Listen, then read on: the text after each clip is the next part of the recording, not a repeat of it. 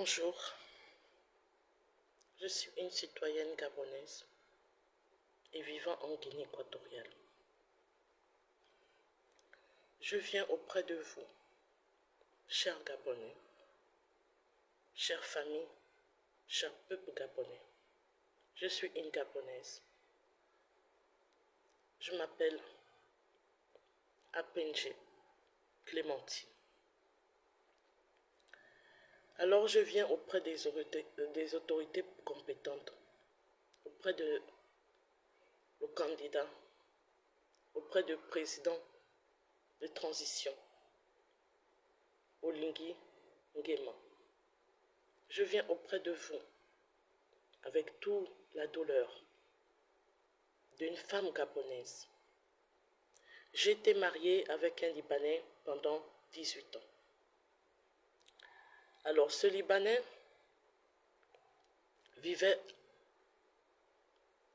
chez mes parents, il louait. J'ai rencontré ce Libanais, il n'avait rien. Alors j'étais mariée avec lui. Il m'a fait comprendre qu'il a trouvé un travail à l'Astroville. J'ai dit ok. J'ai suivi mon mari, comme une femme digne, j'ai suivi mon mari à l'Astroville. Alors, il m'a fait comprendre que moi, lui, comme à l'Astroville, il n'y a pas des écoles, est-ce qu'on pourra envoyer les enfants au Liban? J'ai dit ok, mais en condition que je dois aller de temps en temps voir mes enfants. Il m'a dit ok. J'ai souffert avec cet homme. Vous ne pouvez pas savoir combien je me suis battue. Avec cet homme, on mangeait une fois par jour. Je dis bien une fois par jour. Je suis partie à l'Astroville avec lui. Il m'a fait promettre que les enfants vont rester au Liban. Après, moi, je devais monter, vivre avec eux. On partait chez sa famille.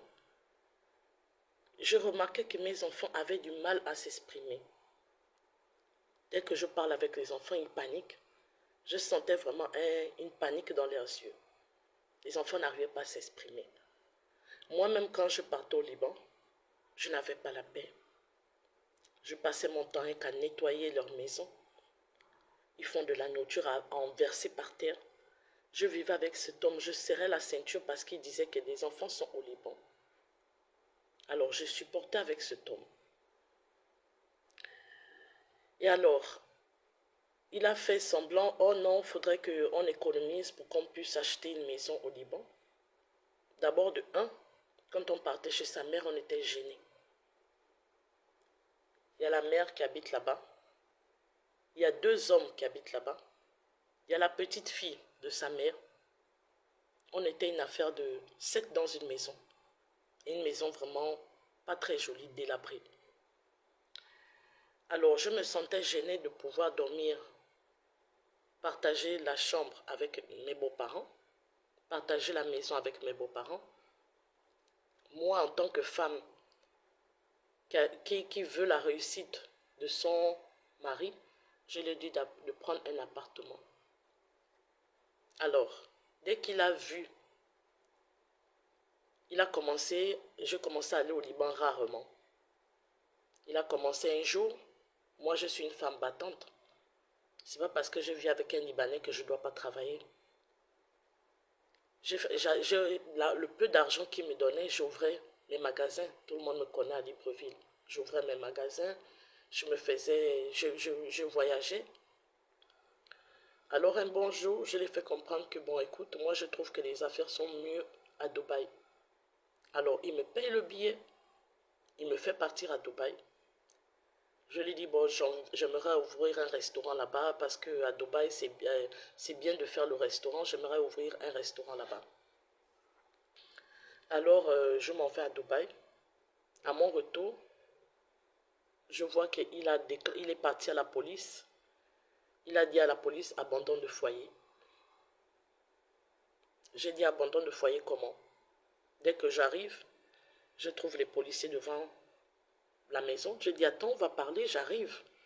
Je trouve les policiers devant la porte. Les policiers me disent, n'est pas rentré. Alors, quand les policiers me disent, n'est pas rentré, je dis, mais c'est chez moi. Vous avez quel mandat? Les policiers me brutalisent devant lui. Les policiers se mettent à me frapper dessus. Ils ne sont pas en tenue, mais ils ont dit qu'ils étaient policiers. Après, il dit aux policiers que non, laissez-moi, je vais prendre mes affaires, je vais partir. Quand il est parti, il a commencé à m'envoyer des trucs, je vais divorcer, voilà, je vais divorcer, voilà, tu m'as attribué un enfant et tout ça. Moi, je lui ai dit, écoute, après 19 ans, l'enfant a 19 ans aujourd'hui, quand on s'était séparés, l'enfant avait 19 ans, aujourd'hui, l'enfant a 23 ans, et j'ai une fille avec lui. Donc, j'ai fait tout pour faire venir mon enfant. Je parlais avec mon enfant parce que lui, il était séparé, l'enfant avait 19 ans. Aujourd'hui, l'enfant a 23 ans. Et j'ai une fille avec lui. Donc, j'ai fait tout pour faire venir mon enfant. Je parlais avec mon enfant parce que lui, il était grand. Il m'a dit, maman, je suis grand. C'est peut-être ma petite sœur Lynn qu'ils vont manipuler. Moi, il ne peut pas me manipuler. Je veux venir. Quand l'enfant est venu, il a commencé à nous donner un peu l'argent chaque fin du mois pour me calmer. J'ai essayé d'entamer les procédures au niveau de la justice. Vous-même, vous savez, les Libanais, quand ils ont les moyens, ils corrompent tout le monde. Ils ont commencé à me faire des trucs, à me menacer. Voilà, tu vas voir, je vais te foutre en prison. Je dis, mais tu vas me foutre en prison, que j'ai fait quoi? J'ai rien fait. Tu ne peux pas me dire que j'ai abandonné le foyer, or que c'est vous-même. C'est lui-même qui m'a payé le billet que, ok, soi-disant comme il m'encourage, je suis sa femme et qu'il veut que j'évolue. Alors, je suis allée voir à l'endroit où on s'est marié au 3e arrondissement. Au 3e arrondissement, moi je me suis mariée. Monogamie. Je pars, et comme le maire c'était un de ses amis, je pars, je vois maintenant que je suis mariée polygamie. Alors j'ai dit au maire que c'est pas bien. Vous-même vous savez que moi je me suis mariée monogamie et communauté des biens. À la minute, il a appelé mon ex-mari pour dire que, écoutez, arrangez ça avec votre femme, moi je ne veux pas de problème.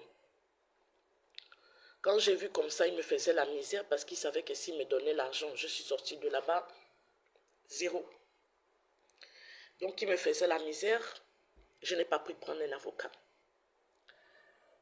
Alors il m'a fait ça dur, avant de me donner l'argent chaque fin du mois, et pourtant j'ai fait 17 ans. J'ai souffert avec lui, j'ai essayé de chercher le travail, j'ai essayé de faire vraiment tout pour qu'il puisse réussir. J'étais une femme digne. Alors, qu'est-ce qu'il fait?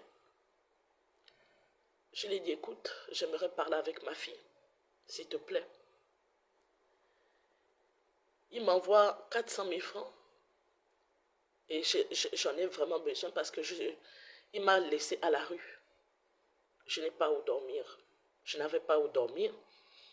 Je ne pouvais pas aller voir mes parents parce que j'avais la honte, parce que mes parents m'avaient conseillé que les Libanais ne sont pas des gens bien. Alors avec la honte, je suis restée en train de me débrouiller. Quand je l'appelle, s'il te plaît, tu peux m'envoyer un peu d'argent. Qu'est-ce qu'il fait? Il me menace. Il dit, si tu commences à demander encore ta fille, je vais te bloquer, je ne te donnerai plus l'argent. Je dis, toi tu sais que je n'ai pas de travail. Le peu de mes boutiques que j'avais, j'ai essayé de tout vendre parce que je ne m'en sortais pas. J'avais plus de nouvelles marchandises, je ne m'en sortais pas, les marchandises ont duré, ça faisait 3 ans, 4 ans, les marchandises, ça ne bougeait pas. Alors, quand j'ai vu comme ça avec la honte, j'ai trouvé un réseau où je peux venir en Guinée pour essayer de m'installer, de refaire ma vie à zéro. Parce que franchement, j'étais dépassée. J'ai essayé d'élever mes enfants comme je peux. J'ai essayé de faire des trucs gauche-droite, les ménages, les trucs comme ça pour essayer de survivre. Aujourd'hui, je n'ai pas le soutien, ni de ma famille, ni de personne. Personne ne sait en ce moment ce que je traverse. Et alors, je l'appelle tout le temps. Ça fait 8 ans que ma fille Lynn est au Liban, ça fait 8 ans. Ça fait 8 ans que cet homme me menace. Il est dans mon pays. Il s'appelle Raji Kamba. Il a un restaurant à glace qui s'appelle Linz. Dès qu'il s'est fait des sous, il s'est fait de l'argent. Il m'a jeté comme une moins que rien. Et il m'a même aussi enlevé aussi ma fille. Donc je vous parle, je suis une mère, je ne peux plus faire d'enfant. C'est ma seule fille unique. J'appelle à toutes les autorités de mon pays. Je n'ai pas l'habitude de faire ce genre de trucs. Je n'ai pas l'habitude de sortir dans les réseaux. Je suis venue auprès de vous pour vous dire que s'il vous plaît, voici la Côte d'Ivoire qui est en train d'envoyer, je ne sais pas, les gens, peut-être pour essayer de rapatrier les filles qui sont là-bas. Mais au niveau de Gabon, pensez aussi à nous. Il n'y a pas que le cas chez les autres. Il y a aussi nous, les mamans, qui avons nos enfants, que les Libanais nous maltraitent dans nos pays et qu'on n'en parle pas. Les Libanais nous maltraitent dans son propre pays. Aujourd'hui, j'ai peur de mon propre pays parce que je ne sais pas ce que ce Libanais peut me faire. Je suis en train d'appeler à l'aide. À l'aide. À l'aide. Aider une maman en détresse. Ça fait 10 ans que je n'ai pas vu ma fille. Même l'appeler au téléphone, il refuse. Je ne sais pas. Est-ce qu'elle est vivante? Est-ce que quelque chose est arrivé? Parce que quand je lui parle de ma fille, il ne veut rien entendre. Il me bloque. Il va faire certaines choses. Il ne veut rien entendre. Quand je parle de ma fille, j'appelle aux autorités gabonaises. J'appelle à Monsieur le Président de la Transition. Voyez aussi notre cas au niveau du Gabon. Ça n'arrive pas que chez les voisins. Excusez-moi.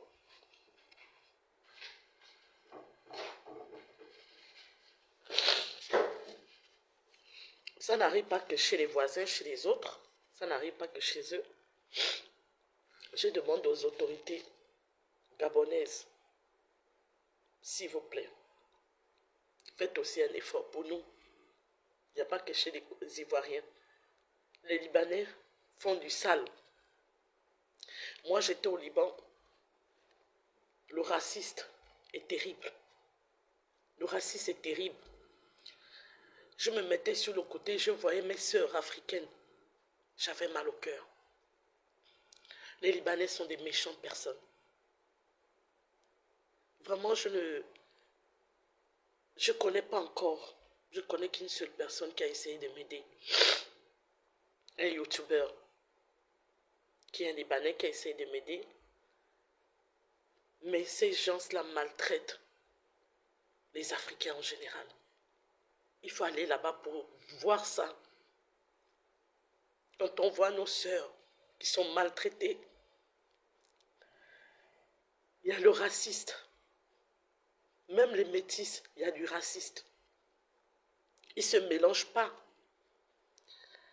Les Libanais sont très racistes, sont très méchants. J'appelle aux autorités gabonaises. Je suis une maman. Je suis une maman, je fais appel aux autorités de mon pays de nous venir en aide, de rapatrier nos enfants, de voir, je ne sais pas, les consuls ou bien les ambassades qu'il y a là-bas dans ce pays. J'appelle à l'aide. Moi, je ne dors plus. Mes frères, ne laissons pas ces gens-là détruire les gens dans notre pays. Et c'est moi qui est gabonais, c'est moi qui a peur de lui. Parce qu'il a les moyens. Parce qu'il va mettre les gens derrière moi. Il peut même me tuer. J'ai même peur de lui. Même si je souffre comme quoi, je ne vais jamais auprès de lui pour lui dire que voilà, j'ai besoin de manger ou bien je ne sais pas. Les Libanais font vraiment du mal aux Gabonaises. On nous prend nos enfants. Qu'est-ce qu'on a fait pour mériter ça? Qu'est-ce qu'on a fait pour mériter autant de haine sur les Africains? Ils détestent trop les Africains. Nous tous, je parle à toutes les femmes qui ont des enfants avec les Libanais. Les filles, sortez. Dénoncez. Dénoncez ça. Dénoncez ce que les Libanais font. Même au niveau du Gabon, dénonçons. N'ayons plus honte. N'ayons plus honte de dire la vérité. Un Libanais vient, il te fout dehors, il te fait des trucs. Chez lui, on ne peut pas faire ça. On se comporte bien chez eux. Mais ils nous maltraitent. Les filles qui ont fait, je sais qu'il y a beaucoup qui sont dans la même situation que moi. Sortez, dénoncez. Parce que ce qu'ils sont en train de nous faire, c'est pas normal. Ces Libanais sont en train de nous faire du mal et ils vivent dans nos pays tranquillement. Ils ont la loi, ils ont la police, ils ont tout avec eux. À cause de quelques billets de banque, ils achètent tout le monde. Le Gabon de demain doit appartenir aux Gabonais et non pas des étrangers. Ils sont étrangers, mais ceux qui font la loi, c'est comme si on était encore à l'époque de l'esclavage. S'il vous plaît, mes sœurs, j'ai pris mon courage. Donc vous me voyez, je suis malheureux, je n'arrive pas à dormir depuis combien de jours? Je n'arrive pas à dormir depuis combien de jours? Et j'ai entendu la guerre au Liban et je n'ai pas de nouvelles. Je n'ai pas de nouvelles de mon enfant. Je n'ai pas de nouvelles de ma fille. Et il est là-bas tranquille. Il vit au Gabon, il mange, il machin, il se met à l'aise et c'est lui qui menace. Il me menace que je vais t'emmener à la police, je vais te faire ça, je vais te faire ça. Il a déjà fait ça parce que une fois les policiers sont venus me brutaliser devant lui. Je pleurais. J'ai dit, comment tu peux laisser les policiers venir me taper? Comment tu peux laisser les policiers venir frapper ta femme? Un jour, je suis allée là-bas pour m'expliquer. Son propre grand frère m'a enflé l'œil comme ça. Je suis partie à la maison, j'ai dormi parce que je sais que je n'ai pas de moyens. Je n'ai pas les moyens pour pouvoir le poursuivre. Il met l'argent là-bas, tu l'emmènes là-bas, il met l'argent là-bas, il met l'argent. Il corrompt tout le monde. Et nos frères n'ont même pas de dignité. Nos frères n'ont même pas de dignité pour dire que non. De voir ce qui est juste, c'est parce qu'ils corrompent, ils donnent l'argent. Cet homme-là a eu la nationalité grâce au mariage. Ça d'abord, il faudrait même enlever ça. Quand une Gabonaise s'est mariée avec un étranger qui a la nationalité, il faudra enlever ça. Parce qu'il se croit plus Gabonais que nous-mêmes. Nous sommes menacés. Moi, je n'ai plus de mère, je suis orpheline. Je ne compte que sur Dieu. Parce que cet homme en fait trop. Il vit sa life, il menace les gens, il machin. Moi-même, je suis gabonaise, mais j'ai fui à cause d'un Libanais dans mon pays. Parce que je me suis dit qu'il est capable de me faire du mal.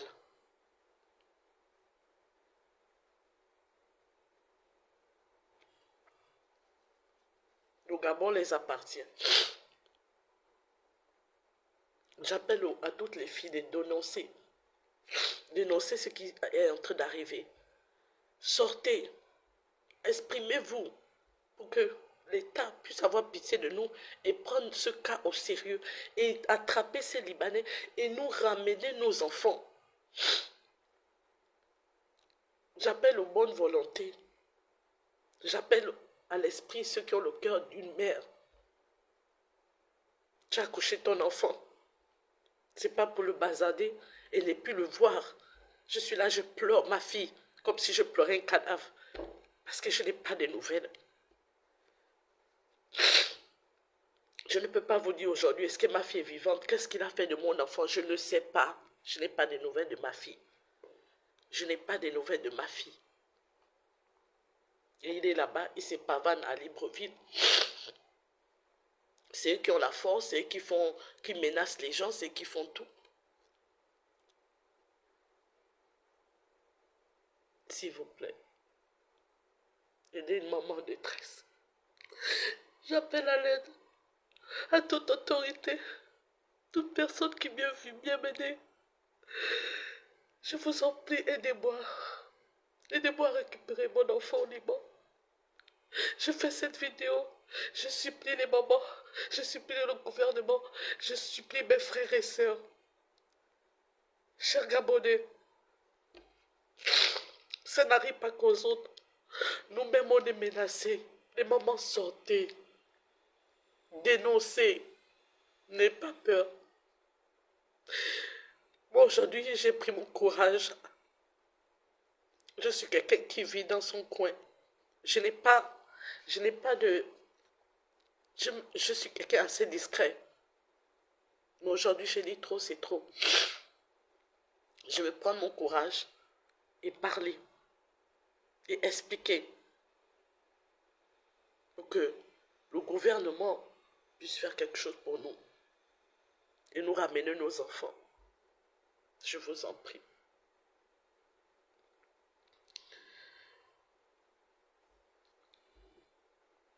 Celui qui veut prendre